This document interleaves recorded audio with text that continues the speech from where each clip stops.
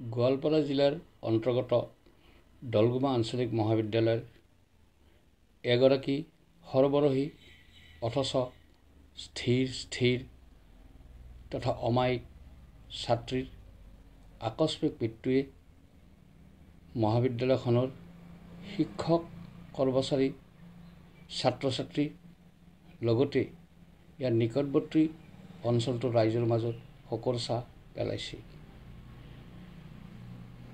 নিবেদিতা দাস নামৰ BA পঞ্চম ছেমিষ্টাৰৰ ছাত্ৰীগৰাকীয়ে যোৱা 13 ছেপ্টেম্বৰত আকস্মিকভাৱে মৃত্যুবৰণ কৰে।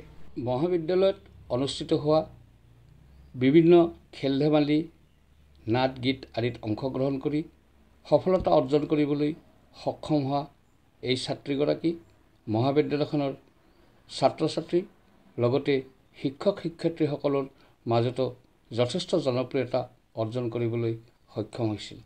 ছাত্ৰীগৰাকীৰ মৃত্যুত শোকাকুল হৈ পৰা পৰিয়ালবৰ্গলৈ আমাৰ ফালৰ পৰা সমবেদনা জ্ঞাপন কৰিলোঁ।